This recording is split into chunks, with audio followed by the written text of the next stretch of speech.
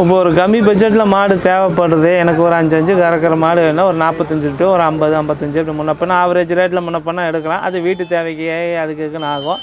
வருமானத்தை நோக்கி நம்ம பால் வேணும், பண்ணைக்கு வேணும், இல்லை ஏதோ ஃபார்முக்கு வேணும் அப்படின்னு சொல்லி நம்ம எடுத்தோம்னா மினிமம் வந்து ஒரு 15 லிட்டர் ஒரு நாளைக்கு கறக்கிறதுலேருந்து 20க்கு மேலே 22, 25 அப்படி கறக்கிற வேரி மாடு எடுத்தோம்னா தான் ஃபார்முக்கு பண்ணைகளுக்கு செட் ஆகும்.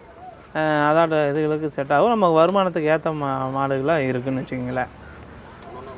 ஏன்னா நம்மளுக்கு கால் பண்ணுறவங்க எல்லாம் ரொம்ப கம்மியாக கிடைக்கும் அப்படின்ற மாதிரி இல்லை, கம்மியாக இருக்குதுங்க, எல்லா இதுலையும் இருக்குது. நமக்கு தேவைங்கிறதுக்கு தகுந்த நம்மளுக்கு தேவையான ரகங்கள் நம்ம பொருளுக்கு தகுந்த மாதிரி தான். விலை எச்சிலையும் இருக்குது, கம்மியிலையும் இருக்குது, அதை விட அடி கம்மியாக இருக்குது. அதை விட அடி கம்மி வாங்குறது வேஸ்ட்டு.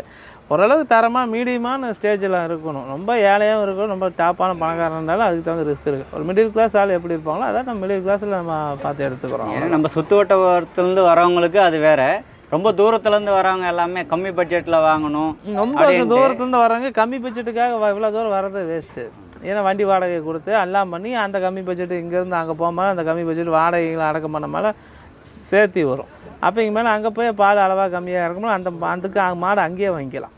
இங்கே ஓரளவுக்கு பெருங்கறவை மாடு, பெரிய மாடு, ப்ரீடான மாடு எடுக்கணும்னா நம்ம இங்கே வந்தோம்னா நம்ம பார்த்து எடுத்துடலாம். அது போக பண்ணையிலே எடுத்துடலாம், எப்படி வேணால் நம்ம பண்ணிக்கலாம். அது நம்மக்கிட்டேயும் மாடு கைவசம் இருக்கும். நம்மக்கிட்ட ஃபோன் பண்ணால் நம்ம கைவசம் ஏதோ மாடு நம்மக்கிட்ட இருந்துச்சுன்னா நம்ம சொல்லலாம், இல்லைன்னா பண்ணையில் எடுத்துடலாம். மெயின் மார்க்கெட்டில் நம்ம பண்ணி கொடுக்குறோம். சரிங்கண்ணா, நன்றி. நன்றிங்க.